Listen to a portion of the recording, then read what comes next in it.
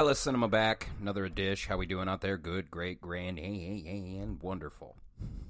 As you see on your screen or dial or however the fuck you are listening, I was going to do another YouTubies, but man, I don't like the audio. Like it, if I do the video, and I'm sure I could take the time to figure this out. It's not that hard. But let's just say I had no time.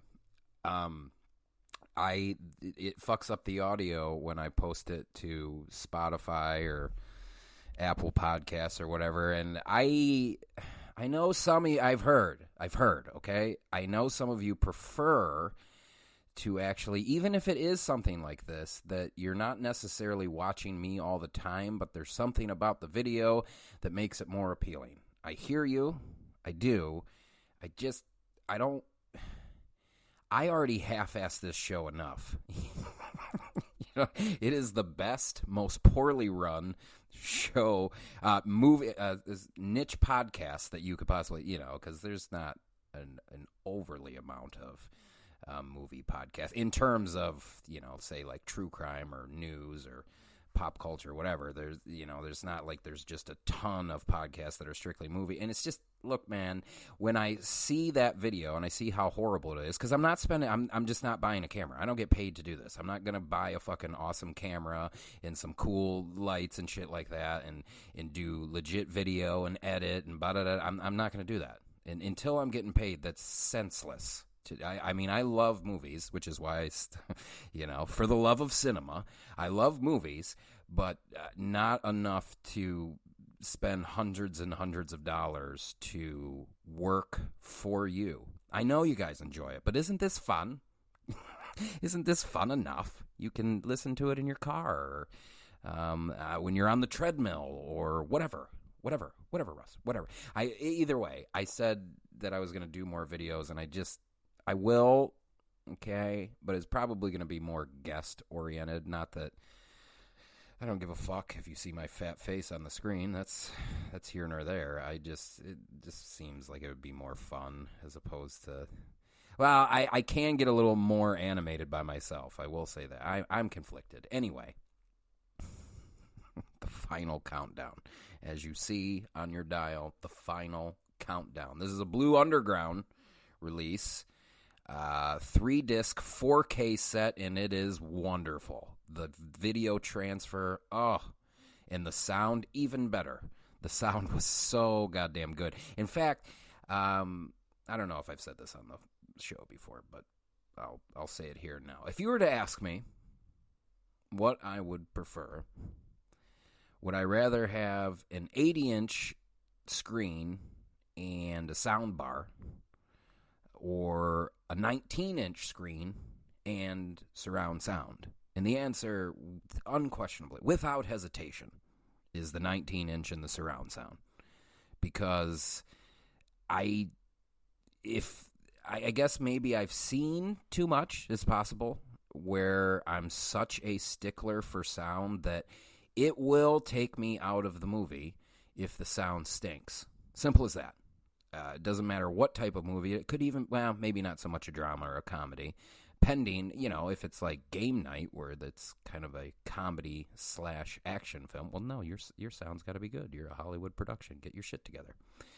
But it can make or break a film for me. And the sound in the final countdown and the restoration and remastering that they did is so goddamn good and adds an extra layer to my enjoyment of this film. And in fact, I'm just going to say I don't think I had seen this film. And if I did, I vaguely remember watching it, but it's been years and years and years. So I actually have been doing this thing now where it's like, if it's been like 10, 15 years and, have you seen blah, blah, blah, 20 years, whatever, I'm just going to say no. That's because just for me, I don't even know why I'm telling you this, but just for me, so it kind of like catalogs that it's been so long I need to rewatch it again. I think that was the case with the final countdown. But in terms of the premise and the story and the cast and crew, I don't remember a thing. And boy, was I was just pleased as punch. Not so much at the Hold on. The final countdown. Who does the final countdown star? You got Kirk Douglas, yes, Spartacus, Martin Sheen, Catherine Ross, James Ferrantino, Charles Durning, Ron O'Neal, and many, many more. Obviously, Kirk Douglas, Spartacus, Ace in the Hole, Martin Sheen, everything, from Apocalypse Now. He just everything. Andy's a worker, too. He just keeps grinding. Catherine Ross, who was in Butch Cassidy and the Sundance Kid, The Graduate, The Stepford Wives, Donnie Darko, maybe married to Sam Elliott. I don't know. Should have did some more research. James Ferrantino, just tons of TV and film. I think most notable for a soap opera that he did. Could be wrong. Charles Durning, just that everyman. You've seen him in everything. Like, basically worked for 60 years in the business. You'd know his face if you saw it. Just an everyman. And Ron O'Neal from Superfly, Red Dawn, Equalizer, the show, not the Denzel. Trapped outside the boundaries of space and time, 102 aircraft, 6,000 men, all missing. The time is now. The place is aboard the USS Nimitz, America's mightiest nuclear-powered aircraft carrier, which is on maneuvers in the Pacific Ocean. Suddenly, a freak electrical storm, I say again, suddenly, a freak electrical storm engulfs the ship and triggers the impossible. The Nimitz is hurled back in time to December 6, 1941. I say again, the Nimitz is hurled back in time to December 6, 1941, mere hours before the Japanese attack on Pearl Harbor. As the enemy fleet speeds towards Hawaii, the warship's captain, played by Kirk Douglas, a Defense Department expert, played by Martin Sheen, a Maverick Air Wing commander, played by James Ferrantino, and a desperate senator in the Roosevelt administration, played by Charles Durning, must choose between the unthinkable. Do they allow the Japanese to complete the murderous invasion, or launch a massive counterstrike that will forever change the course of history? I say again, do they allow the Japanese to complete the murderous invasion, or launch a massive counterstrike that will forever change the course of history? Catherine Ross and Ron O'Neal co-star in this spellbinding sci-fi action hit filmed on location aboard the USS Nimitz with the full participation of the U.S. Navy. I say again, with the full participation of the U.S. Navy. I don't know what possessed me to do this voice. I have no idea. It just kind of started, and we went with it. But that should add to the scale of how big this fucking movie is. It's no wonder they fucking ran out of money. As Lloyd Kaufman points out several times on the bonus features, didn't sound like it may have been the most fun to work on. The most fun. Anyway, filmed on location aboard the USS Nimitz with the full participation. See, I just can't help but lean into it. Full participation of the U.S. Navy and the ship's crew. Now Blue Underground is proud to present the final countdown in a stunning new restoration, scanned in 4K 16-bit from the original 35mm camera negative with Dolby Vision HDR and Dolby Atmos audio for the ultimate and explosive home theater excitement. That's so fucking true. I'm not one to turn things down, hardly ever. In fact, louder, I say. In fact, a couple of the movie nights, I throw movie nights from time to time at my place, and I can tell only about like 10 to 15 people, so not a lot, but I can tell some of them aren't used to how you're meant to watch a movie. Everybody knows there's no phones when you watch a movie with me. No. And it's going to be loud, and it's going to be dark, because that's the way that the film was intended to be seen. On this 3-disc special edition, which is awesome, between the cover art, all the bonus features. In fact, I was so pissed. I wish that I had a press kit for this because there's so many awesome retro and hilarious PR photos for this movie, whether it's, the Korean poster, the Thai poster, the Japanese poster for the final countdown. Oh, some of them were so goddamn good and so awesome looking. Anyway, I wish there was a way. I did the best I could. What I ended up doing is I just ended up taking pictures of my TV, and I hope that you can't tell that much. I mean, there's going to be parts where you're able to for sure, but I hope that you can't tell that much. But I had to give you a visual. I mean, the bonus features are cool. I mean, you get to listen to Lloyd Kaufman from Trauma basically shit on Hollywood. I think he said something along the lines. He just was like, yeah, no, working on that film was great. It reminded me that I could never get along with any of those people. So I'm going to do my own thing and do Toxic Avenger and shit like that. It's got the audio commentary with the DP, director of photography, Victor J. Kemper. Lloyd Kaufman Goes to Hollywood. Interview with associate producer Lloyd Kaufman. Also has a small cameo in the film. And also a bonus feature titled Starring the Jolly Rogers, which this was an interesting one to, even if I was getting kind of a toxic white male vibe. They come from a different time. But anyway, starring the Jolly Rogers is interviews with the Jolly Rogers F-14 fighter squadron. That's right. No CG in this film. We have real jets and real boats and real planes and, historically accurate planes as well. I wish I could remember the Japanese, the name of the Japanese plane that they were flying. But it's cool to see, this film came out in 1980, but a current F-16 jet next to, one of the old 1940s planes used in World War II. I think they were used in World War II, but it's cool to see. I don't know.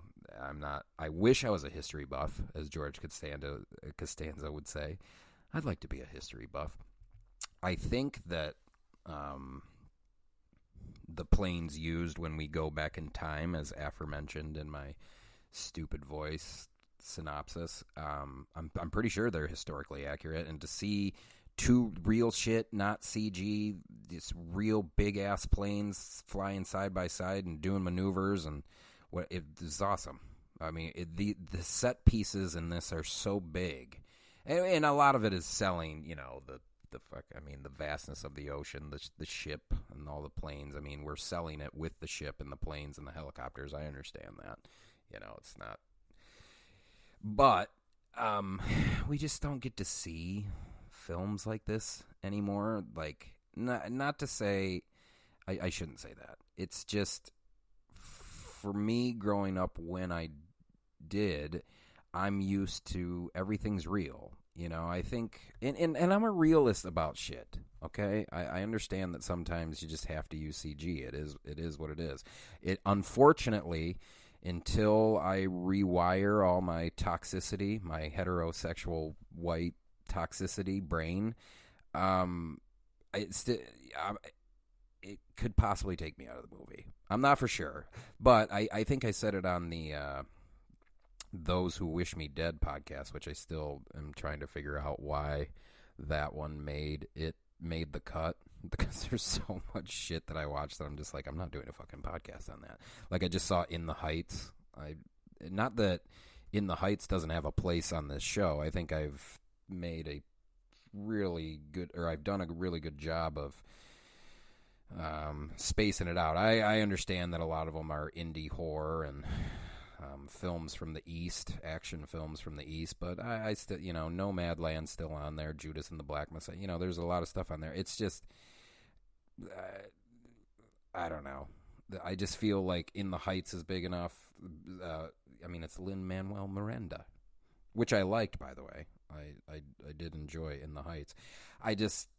I'm convinced that they have other people that will do that for them. Tons of other people, which is why I try to stay off the beaten path with my horse and carriage and broken wheels, and it's the best, most, I shouldn't say poorly run show. There's not not a whole lot of people to run it. I should say, I had a buddy over the other day. He gave me a mic. Hello, Jacob. Hello. And he looked at my setup, and I could tell he was disgusted. He was disgusted with how I throw my shit down. I don't have I don't know. Anyway, I, much like some of the films that I review, it's not. I think this podcast can be relatively entertaining, and just like those, but it just doesn't have the Marvel oomph, if you will, the Shockwaves oomph, the whatever fuck's on Fangoria, Dread Central, or whatever the fuck, A24, Rotten Tomatoes. Anyway, I don't know. I just don't think it warrants it. But anyway, we're getting sidetracked here. We don't. Okay, so those who wish me dead. I think I bitched about the CG forest fire. Look, hear me. As Earth Boy, I'm well aware that you cannot just set a forest on fire. CG must be used. I got it. Okay, it's just when you see all that CG fire, what are we watching here? What is going on here? And which is probably, flip side of it, costs a lot of money. Forget about the, safety protocols and safety measures involved in a forest fire or a F-16 jet fighter, flying around an old 1940. I get it. There's shit. That it could be a reason why flip side, we ran out of money in the final countdown, which you definitely learn a little bit more about in the bonus features. And basically, the only reason this film ever came to fruition is because of Kirk Douglas, because everyone wanted out. Like, I don't even think in the beginning Martin Sheen was attached to it, if memory serves. I don't know. I've watched a lot of bonus features today that are in the last few days that are starting to blend together. Holy shit, that Django set, that fucking Tremors set, this set, a lot of on-set stories to ingest. Anyway, I think that's kind of, without Kirk Douglas, the film's never made, and I think even Kurt maybe had saw something in this film that is, I don't want to say transcendent. That feels way too serious of a word for what this movie is. Especially, like, I can see maybe like the younger crowd, that whole freak electrical storm that I mentioned earlier that they get engulfed in. That may look a little cheese to them. I mean, and for me, it's fine. But I think even the people that stayed aboard the film, like, I wonder if there was a turning point where it became more about like the Navy showcasing their skills, because there was a lot of like run-on scenes that were just like, well, we have all this footage of the jets and the helicopters doing da-da-da-da, so we must use them. But I wonder if Kurt was just like, no, man, this is a good story. This is a really good story. And I would happen to agree. Like, this film, I mean, it's a time travel movie with a goddamn warship, and it's a real warship that we're seeing. It's not, whatever Marvel CG to sell the vastness of, not that, I mean, Marvel's got good CG. I don't understand why DC can't come aboard and do the same thing. It's just either like it's a monopoly and fucking, Marvel just scooped up all the really good ones, or there's not enough time in the day. Anyway, where was I? Oh, so when you're seeing this, it just feels so big, and you mix the time travel and it does, if hypothetically, let's say we were to remake this, I think we should. I don't know if, maybe the younger generations would care that we were going back to World War II, but pick a different war.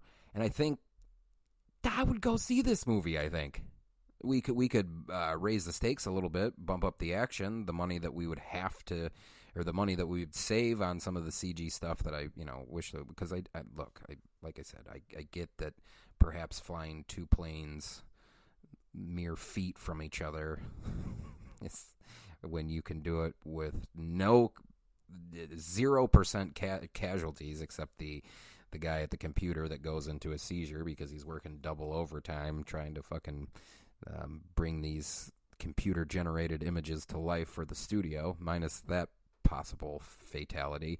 I get it. But I would totally watch this, and I'd still watch it if we were going back to the bombing of Pearl Harbor. I would be like, this is pretty cool. We'd have to raise the stakes in terms of action, but dude, this is old school Hollywood too. Like, this film's rated PG. I'm pretty sure like 6 to 10 people get shot, and you see it. Like, we're talking squibs and everything in the chest, blood everywhere. And I was just like, oh, I miss old PG. If people forget, Jaws, that was PG too, and you see a boy murdered, a man bit in half, a fucking severed leg. Can't do that now in these PG movies. I'm pretty sure you get no fucks. I don't even know if you get a shit in PG. Maybe you do. I don't know. But I was just thinking, holy fuck. We just saw a man gunned down with an AR in the bottom of a ship, and this is a PG movie. In a strong, that's the thing too. Cast is really strong in this. I think a lot of them believed in the project, believed in what they were making was going to stand the test of time. And Blue Underground's not doing a fucking 3-disc restoration of it if they're not. What else was some of the special features on this? Oh yeah, starring the Jolly Rogers, interviews with the Jolly Rogers F-14 fight squadron, theatrical trailers, TV spots. I just think it's great to go back and watch some of those TV spots. The Final Countdown, starring Martin Sheen, Kurt. I don't know. We don't have the old voice like we used to. The third disc was in the set is the Final Countdown original motion picture soundtrack by John Scott. And we all know that the kid loves his soundtracks. I believe if memory serves correctly, my year end for Spotify last year, if you're a premium member, they always get kind of like rate, or they're tracking me. That's all there is. They're watching me. But my top 5 music genres that I listened to, number 1 was rap, number 2 was soundtracks, and number 3 was synthwave, number 4 was pop, and number 5 I think was like stomp and holler or some bullshit. I don't know what stomp and holler means, but apparently I like to stomp and holler, which doesn't seem that far off base. I love the soundtracks. I think not too many episodes back, I think I went on record and said Hans Zimmer is the best composer of all time. And that includes Beethoven and the Bachis and the maestros of our time. Yes, I know it's silly talk, right? I'm not learned. Well, that could very well be true. But boy, do I love myself some composition, some composers. And you get the fucking the score by John Scott. It's epic. It's huge, and it needs to be. It has to be. We're showing men hanging off of real helicopters and F-14 fighters really exploding ships with people mere feet from it. Old school Hollywood. We did some of the water rescues from a helicopter. That I don't think people understand that costs a lot of money, and mainly not obviously employing the people to do that, but also like you gotta. This is old school. This is old days. We're shooting on film, and it's not a guarantee that you're gonna get some of the epicness or some of these set pieces captured in one shot. Don't you know? And that's just more money and more money. So, Anywho, what else? What else about this disc? Well, and if you're not, so I know, I've heard your shouts. I know a lot of you that listen to this show, you aren't really into the physical media. There's quite a few of you, which I do appreciate, but a lot of you, aren't big on purchase. You're huge on film, but aren't big on purchasing physical media, which to me doesn't compute, and that's okay. I'm stupid. I'm trying to go more digital, if for nothing else, so I don't have to move these fucking films again, dude. I'm just so tired of moving them. That's the only thing. I've moved so many times in my life, and across country a couple of times. Oh, it is the bane of my existence to pack all these fucking movies up and carry it. It sucks after a while. But anyway, I know some of you do like it. But if you're not, look, I hear you. I'm sure this 4K disc set is probably cool, but I don't do physical media. I believe this motherfucker, and I tell you this so that maybe it motivates you to buy it. I believe this motherfucker is for free on Vudu or Tubi right now, which are both free apps. Like, you need to create an account, but it's free. And Vudu's got some good stuff from time to time. Same with Tubi. I just watched that interview that I did with Will Madden. I watched Beast, which was a Tubi exclusive, and it was either Tubi or rent it on Amazon. Now, granted, I gave him the money because support small cinema. But if I was like you, just an audience member, a layman, well, then I would do that shit for free. Give them the hits. Anyway, you can watch the Final Countdown for free on Vudu or Tubi, and do so because it may prompt you to fucking buy this disc, this 3-disc set, which is totally fucking worth it. And got a nice collectible booklet in it, the soundtrack, the interviews, the commentary. Commentary will teach you a thing or two about a thing or two, I tell you. I realize that I'm the last of a dying breed, but I really enjoy films, man. I really enjoy films. Sean, I'm not going to watch a film and then rewatch it with the commentary. Well, you're foolish. Especially if you like the film. It's no different than going down some stupid YouTube loop. It's just not YouTube. You know, like if you're like, oh, I fucking want to listen to this guy fucking talk about this. I want to listen to this Twitch guy talk about this particular game. It is no different. No different than the Twitchies or the YouTubies. You're like, oh, he sounds so old. I'm not that old. I'm just making fun of it. It's very hard for me to get into short form media, and I should, especially for shorts. I watched a couple of good shorts last year that fucking, one was like 8 minutes and wrecked my life for a good day, for a good 24 hours, just wrecked my fucking life. But just get this 3-disc set instead. Don't try to go to YouTubies and find more stuff about the Final Countdown. Stream it on Vudu and then fucking buy the motherfucker. Worth every penny, I might add. And for you music connoisseurs out there, in terms of a soundtrack, well, it's pretty big. Worth a listen. Pretty big. Old school big. Got an old school sound to it, but big. All right. That's enough of that. So much more coming for you.